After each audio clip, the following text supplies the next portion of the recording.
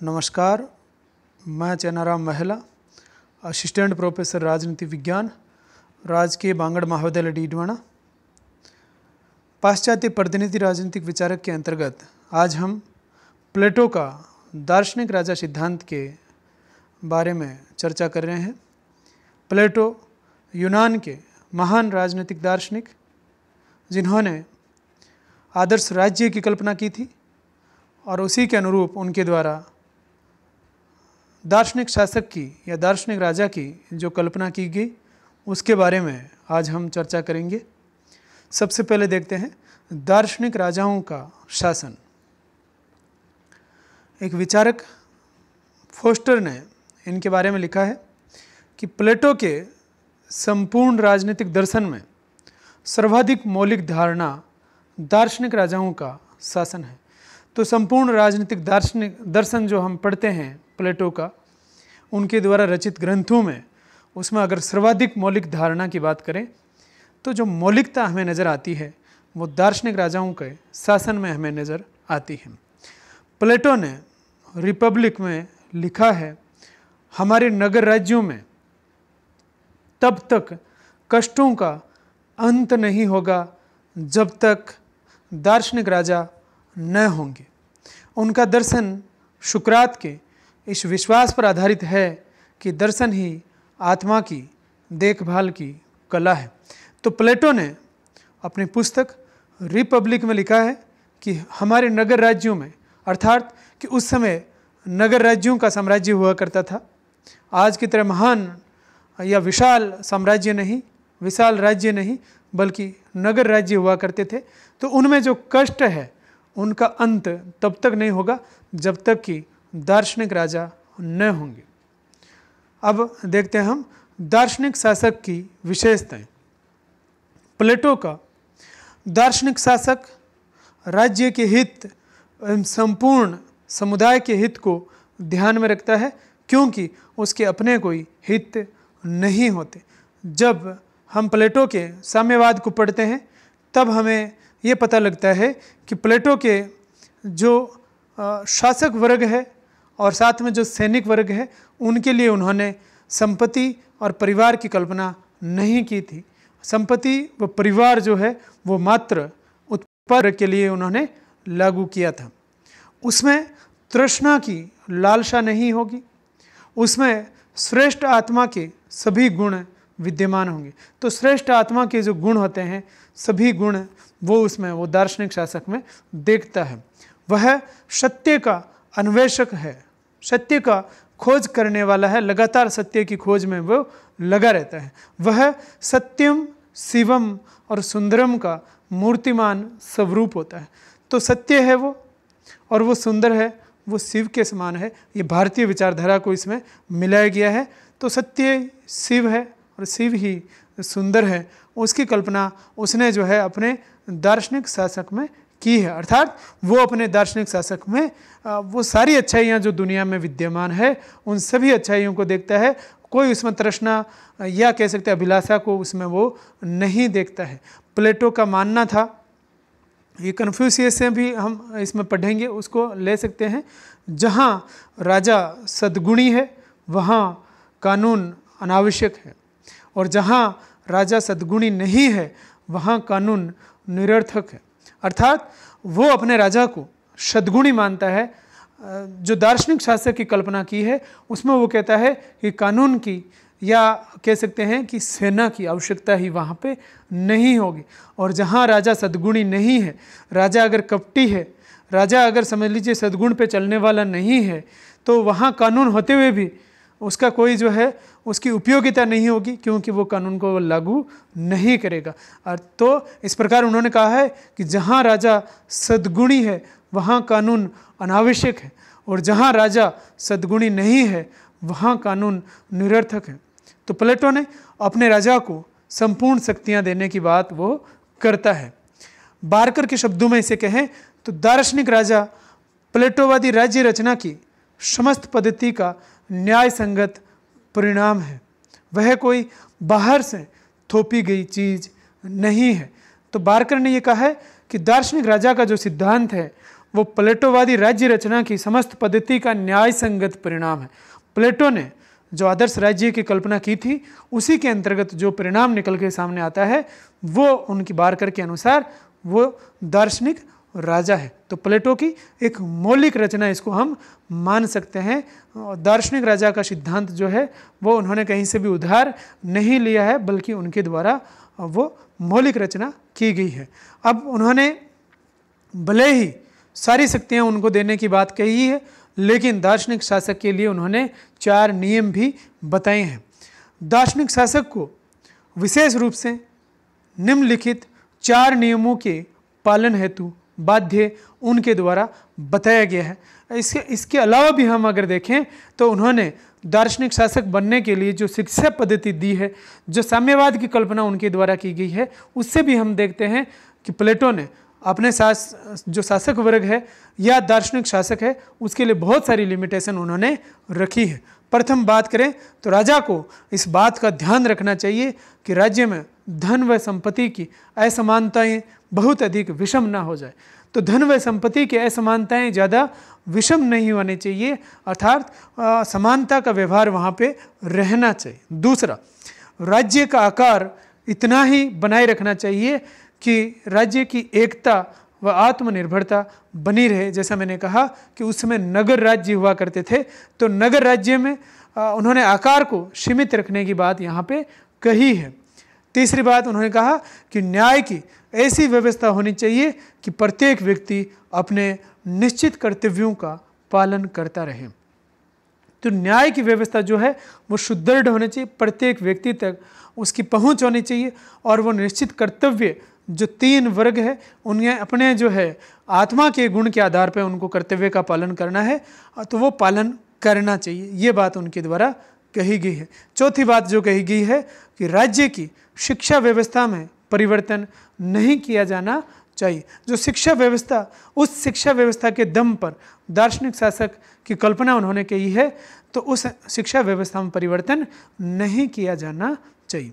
इस प्रकार दार्शनिक शासक के संबंध में विशेष बात यह है कि उनका जीवन भोग का नहीं बल्कि त्याग व समर्पण का जीवन है। उन्हें राजनीतिक शक्ति प्राप्त होगी, किंतु उनके अपने व्यक्तिगत हित, संपत्ति या परिवार उनके लिए नहीं होगा। तो ये एक कह सकते हैं कि कांटों से सजा हुआ ताज जो है उन्होंने अपने दार्शनिक शासक को पहनाया है, जिसमें स्वयं के लिए अपना व्यक्तिगत हित कुछ भी नहीं है, ना उसके पास संपत्ति, ना उसके पास परिवार होगा, मात्र राज्य के लिए ही वो सारी चीज़ें वो करेगा। तो इस प्रकार उन्होंने दार्शनिक शासक के लिए नियम उन्होंने बनाए हैं। अब इस दार्शनिक शासक जो उन्होंने कल्पना की है उसकी आलोचना हम देखते हैं, किस प्रकार वो जो दार्शनिक शासक की उनकी अवधारणा है वो किस प्रकार जो है फिट नहीं हो पा रही है, क्या उसके अंदर हम कमियां महसूस करते हैं। प्लेटो की दार्शनिक शासक अवधारणा में गंभीर दोष हैं जो इस प्रकार हम देख सकते हैं। पहला कारण हम इसमें देखें तो निरंकुश शासन का मार्ग प्रशस्त करना। प्लेटो के द्वारा शासक को असीमित शक्तियां देकर निरंकुश शासक का मार्ग प्रशस्त कर दिया गया है। सत्ता का मद या घमंड जिसको हम कहें वो स्वाभाविक है, प्लेटो ने असीमित अधिकार देकर उसको बढ़ा दिया है। तो निरंकुश शक्तियों का मार्ग इसमें प्रशस्त हुआ है। सारी शक्तियां उन्होंने अपने दार्शनिक शासक को दे दी। उन्होंने जब कहा वो ये कहते हैं कि वहाँ पे जब राजा सद्गुणी है तो कानून की आवश्यकता ही नहीं है, अर्थात वो अपने राजा को सद्गुणी मानता है, कहता है कानून की भी यहाँ जरूरत नहीं है, राजा स्वयं कानून है वहाँ पे। तो इस प्रकार जो है निरंकुश शासन का वो मार्ग प्रशस्त करता है। लॉर्ड एक्टन जो इन्होंने जो है इस निरंकुश शासन के ऊपर जो बातें कही है वो इस प्रकार है कि सत्ता मनुष्य को भ्रष्ट करती है, सत्ता मनुष्य को भ्रष्ट करती है और निरंकुश सत्ता पूर्ण रूप से भ्रष्ट कर देती है। सत्ता मनुष्य को भ्रष्ट करती है और निरंकुश सत्ता पूर्ण रूप से भ्रष्ट कर देती है। तो ये निरंकुश सत्ता देने का काम यहाँ पे प्लेटो कर रहा है, जो कि पूर्ण रूप से उसके दार्शनिक शासक को भ्रष्ट करने का काम करेगी निश्चित ही। दूसरी बात जो इसके आलोचना में हम देखते हैं कि नागरिकों की स्वतंत्रता और सब विवेक का अंत। प्लेटो के जो आदर्श राज्य में जो दार्शनिक शासक की अवधारणा उनके द्वारा दी गई, इसमें नागरिक राज्य रूपी मशीन के पुर्जे बनकर रह जाते हैं। दार्शनिक राजा को शासन की संपूर्ण शक्ति प्रदान कर प्लेटो ने राज्य के नागरिकों की स्वतंत्रता और सब विवेक का अंत कर दिया है। तो प्लेटो ने सारे अधिकार जो है वो दार्शनिक शासक को ही दिए हैं और नागरिकों को मात्र उनका पालन करने की बात उनके द्वारा जब कही गई तो नागरिकों की स्वतंत्रता और सब विवेक के लिए उसके दार्शनिक शासक की अवधारणा में कोई स्थान हमें नज़र नहीं आता है। तीसरी बात जो आलोचना में हम देखते हैं, प्रजातांत्रिक समानता के सिद्धांत की अवहेलना।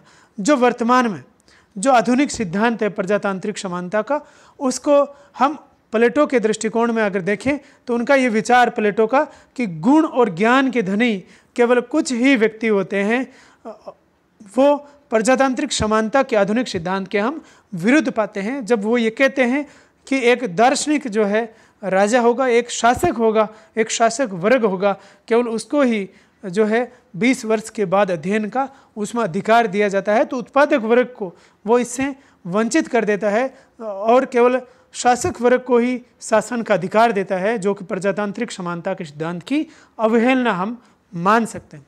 चौथी बात जो उनके द्वारा दिखती है कि दार्शनिक वर्ग का शासन असंतुलित और अहितकारी है।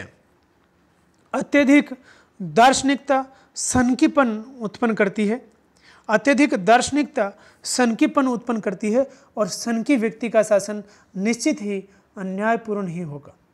प्लेटो के संरक्षक वर्ग उस समुदाय से जिस पर वो शासन करते हैं केवल पृथक ही नहीं रहेंगे, बल्कि उनकी समस्याओं को समझने में असमर्थ भी वो रहेंगे। जब प्लेटो ये कहते हैं कि उत्पादक वर्ग ही केवल जो है परिवार का या संपत्ति का लुत्फ उठाएंगे, वो परिवार या संपत्ति रखेंगे, दार्शनिक या शासक वर्ग जो है वो इससे अलग रहेंगे, तो हम मान सकते हैं कि वो जो शासक वर्ग है वो उनकी समस्याओं को कैसे समझेंगे, उनकी जो है आवश्यकताओं को वो कैसे समझेंगे, और इसलिए उनके साथ में जो है असंतुलित या अहितकारी व्यवहार होना स्वाभाविक हम मान सकते हैं। पांचवी आलोचना की बात करें तो विरोधाभासों से पूर्ण जो हमें इसका दृष्टिकोण नजर आता है प्लेटो का। प्लेटो ने एक तरफ वो कहते हैं कि वे अपने दार्शनिक शासक को असीमित अधिकार वो देते हैं, वहीं दूसरी तरफ वे उस पर 4 सैद्धांतिक प्रतिबंध भी लगाते हैं। तो इस प्रकार हम इसे जो है विरोधाभासों से पूर्ण कह सकते हैं दार्शनिक शासक का सिद्धांत, जिसमें एक तरफ वो सारी शक्तियां देने की बात करता है, दूसरी तरफ उन पर साम्यवाद के नाम पे उन पे शिक्षा के आधार पर वो प्रतिबंध भी लगा देता है। बारकर जो विचारक है उन्होंने इसे रिपब्लिक का सबसे बड़ा विरोधाभास कहा है, साम्यवाद से भी और शिक्षा सिद्धांत से भी बड़ा उन्होंने इसे विरोधाभास कहा है। तो रिपब्लिक के अंदर जो साम्यवाद के द्वारा जो संपत्ति और परिवार विषयक साम्यवाद उनके द्वारा रचित कल्पना की गई, उसमें भी बहुत बड़ा विरोधाभास हम मान सकते हैं, लेकिन उससे भी बड़ा साम्यवाद का विरोधाभास जो है रिपब्लिक का, इसे बारकर ने बताया है दार्शनिक शासक के सिद्धांत को। छठा जो इसकी आलोचना है वह है स्वयं प्लेटो की महत्वाकांक्षा का प्रतिबंध। कई सारे आलोचकों का, विचारकों का ऐसा मानना है कि प्लेटो स्वयं शासक बनना चाहता था और इसी कारण उसने दार्शनिक शासन की धारणा का प्रतिपादन किया है। तो ये इस प्रकार आलोचनाएं हैं। पापोर जो एक विचारक है उन्होंने कहा है कि दार्शनिक शासक प्लेटो स्वयं है और रिपब्लिक उसके शासक बनाए जाने का दावा है। तो यह आलोचक जो है उनका कहना है कि प्लेटो ने स्वयं अपने लिए जो है ऐसी कल्पना की थी। तो ये थी दार्शनिक राजा या शासक की आलोचना है। अब इसके निष्कर्ष की बात करें तो वस्तुतः दार्शनिक शासक की कल्पना को वास्तविकता का रूप प्रदान करना सरल कार्य नहीं था। इतिहास में कभी ऐसे दार्शनिक शासक नहीं है। स्वयं प्लेटो ने सिराक्यूज के डायनोसियस को आदर्श दार्शनिक राजा बनाने का प्रयास किया, लेकिन उसमें उनको सफलता नहीं मिली। तो ये जो प्लेटो ने कल्पना की है, भले ही उसमें दार्शनिक शासक में वो सारी जो है सद्गुण देखता है, लेकिन इसको वास्तविकता के धरातल पर इसको लागू करना आसान कार्य हम नहीं मान सकते हैं। स्वयं उन्होंने अपने जीवन काल के अंदर जो है सिराक्यूज के अंदर ये प्रयोग करने का असफल प्रयास किया, तो उन्होंने स्वयं इसमें हार मान ली कि ये संभव नहीं है। तो इस प्रकार ये था उनके द्वारा दार्शनिक शासक की अवधारणा, दार्शनिक शासन का सिद्धांत। धन्यवाद।